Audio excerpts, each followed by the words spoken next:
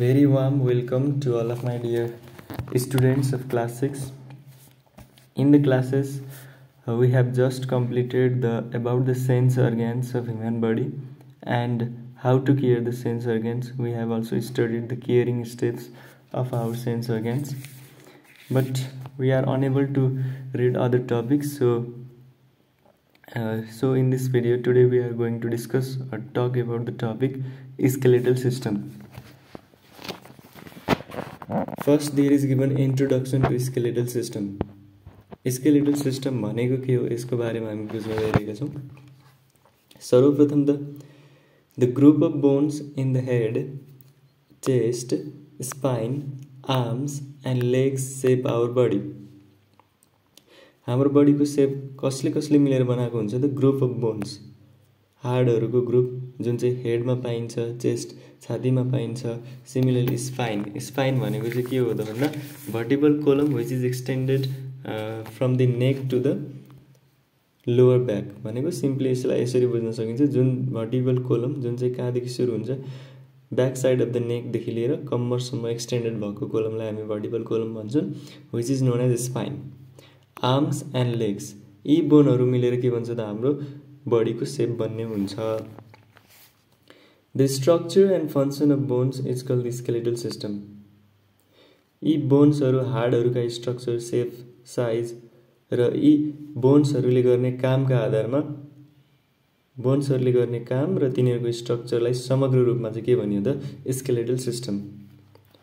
The skeletal system consists of long, short, flat and irregular bones. Skeletal सिस्टममा कुनै हाडहरु लामा हुन्छन्, long, कुनै छोटो हुन्छ, त्यही भएर शॉर्ट भनिएको छ। फ्ल्याटेन्ड भन्नुको अर्थ generally thin and flattened. Flat bones भनेको अलि थिन पातलो खाले र फ्ल्याटेन्ड चौडा शेपका बोनहरुलाई हामी फ्ल्याट बोन भन्छौं। And irregular bones, the bones of the feet and palms are short. त्यस्ता बोन जुन चाहिँ फीट र पाम्समा पाइन्छन् तिनीहरु छोटो हुन्छन् भनिएको छ। The bones of the hands and feet are long. Hands र feet मा हुने बोन्सहरु फेरि लामो हुन्छन् भनिएको छ। The chest bones are flattened. छातीमा पाइने बोन्सहरु चाहिँ के हुन्छन् पातलो र flattened चौडा शेपका हुन्छन्। The bones of the spine are irregular. Spine भनेको मैले फेरि पनि भने vertical column which is extended from the back side of the neck to the lower back. कम्मरसम्म एक्सटेन्ड भएका बोनहरु। The bones of the spine are irregular. Vertebral column मा पाइने बोनहरु irregular shape का हुन्छन्। That means they do not have a fixed shape like rectangle, a cuboid. Yes, कुनै पनि fixed shape मा नभएपछि त्यसलाई irregular shape भनिएको हो। Our body is made up of 206 bones. It is related to our adult body. मानव शरीरका adult बडीहरु, adult human body भनेको ग्रोन अप ह्युमन बडीमा चाहिँ कतिवटा बोन हुन्छन् त all together there are 206 bones. But in the case of newly born baby there are almost approximately 270 bones. भर्खरै जन्मेको बच्चाको कन्डिसनमा चाहिँ 270 बोन्स हुने र एडल्ट मानिसहरुमा चाहिँ 206 बोन्स हुने। किन चाहिँ सानो बच्चामा धेरै हुने र ठूलो उमेर भइसकेपछि घट्दै जाने बोन्सको संख्या भन्दा सानो उमेरमा 270 बोन्स थिए, ती चाहिँ घटेको होइन। ती बोन्सहरु चाहिँ के भयो त एक आपसमा मिलेर मर्ज भएर 206 वटा बोन्स मात्रै बनेका हुन्। तिनीहरु बिलाएका पनि हैन, घटेका पनि हैनन् भनेर बुझ्नु पर्यो। Now the next topic is functions of the skeletal system. Skeletal सिस्टमले के काम गर्छ त? के फंक्शन्स हुन्छ? The skeletal system gives the body a structure and shape. Skeletal सिस्टमले हाम्रो शरीरलाई स्ट्रक्चर र शेप दिने काम गर्छ। A human body can not be imagine without the skeletal system. मानव शरीर चाहिँ स्केलेटल सिस्टम बिना कल्पना पनि गर्न सकिदैन। Without a skeleton the human body looks like a pile of flash.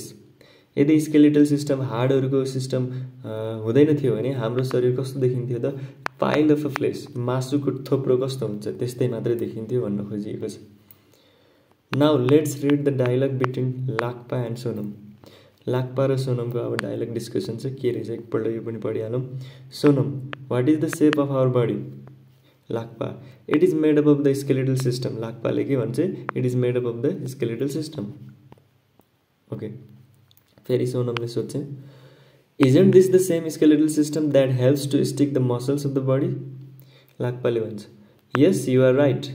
Lakpa, that's all right, that's all there is it, that's all there is to it, and it also protects our bodies.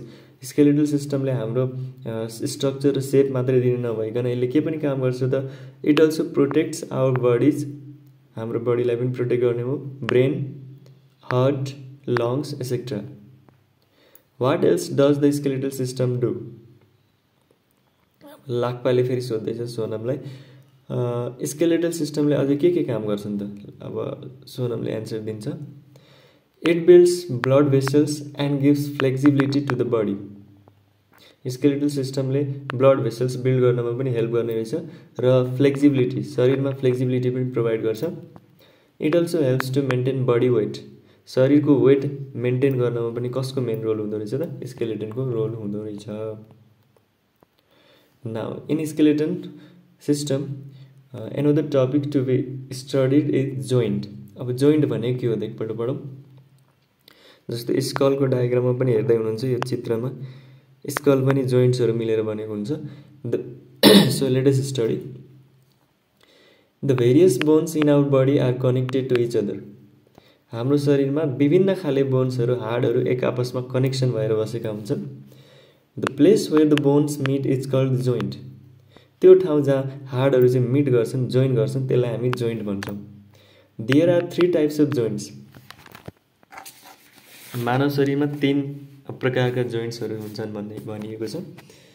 What are they? इमुभेबल, जुन चाहिँ movement गर्दैनन्, semi movable भनेको अलिअलि movement देखाउने, and movable joints. अब joints that can not be moved around are called immovable joints. त्यस्ता जोइन्ट्सहरू जुन चाहिँ मुभमेन्ट गर्न सक्दैनन् त्यसलाई हामी के भन्छौँ? Immovable joints. The joints in the bones of the skull and the upper jaw bone are immovable joints.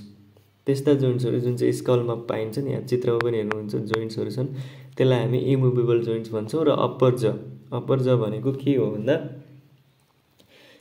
Upper जलाई हामी म्याक्जिला भनेर पनि भन्छौँ. It is fixed bone in the skull. जुन चाहिँ स्कलमै एट्याच भएको फिक्स भएको बोनलाई हामी के भन्छौँ? अप्पर ज, म्याक्जिला, जुन चाहिँ फिक्स हुन्छ स्कलसँग. इट होल्ड्स द अप्पर ज. म्याक्जिलाले के अप्पर ज र म्याक्जिलाभित्र के पर्छन् त? It holds the upper teeth. यसले माथिपट्टिको दाँतहरूको भागलाई होल्ड गर्ने भयो अप्पर ज र म्याक्जिलाले. And forms part of the nose. अनि यो नोजको पार्ट पनि बन्ने रहेछ upper jaw. And eye sockets, eye socket पनि पर्ने रहेछ अप्पर जभित्र. The joints in the bones of the skull and the upper jaw bone are immovable joints. ती जोइन्ट्सहरू मुभमेन्ट गर्न सक्दैनन्. A joint that can be operated lightly is called a semi movable joint. त्यस्ता जोइन्ट्सहरू जुन चाहिँ अलिकति स्लाइटली मुभमेन्ट गर्न सक्छन्, that are known as semi movable joints. The joints that make up the bones of the spine and ribs are semi movable joints. Vertebral कोलममा पाइने जोइन्ट्सहरू र रिब्स केजमा पाइने जोइन्ट्सहरू चाहिँ सेमी मुभेबल, थोरै मुभमेन्ट गर्न सक्ने खाले हुन्छन्. A well operated joint is called a movable joint. त्यस्ता जोइन्टहरू जुन चाहिँ सजिलैसँग मुभमेन्ट गर्न सक्छन् त्यसलाई हामी के भन्छौँ? मुभेबल जोइन्ट भन्छौँ, जुन चाहिँ वेल अपरेटेड जोइन्ट हुन्. The joints of the palms. Movable जोइन्ट्सहरू कहाँ पाइन्छन् त? Joints of the palms. Palms भन्नाले inner surface of the hand between the wrist and fingers. रिस्टमा पाइने जोइन्टहरू पनि मुभेबल हुन्छन्. एल्बोजमा पाइने जोइन्ट्सहरू पनि मुभेबल हुन्छन्. फिट र निजमा पाइने जोइन्ट्सहरू पनि मुभेबल हुन्छन्. अब म प्रत्येक यो रिस्ट, एल्बो, फिट र निजको बारेमा पढेर सुनाउनेछु. Elbows, joint that connects upper arm humerus to the forearm radius and ulna. It is known as elbows. Wrist भनेको के हो त?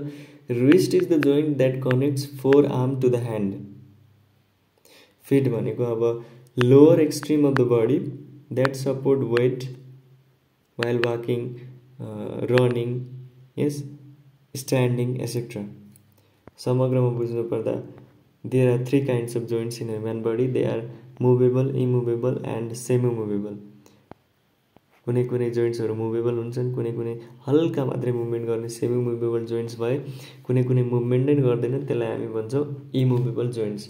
Specially present in the skull and upper jaw, that is म्याक्जिला.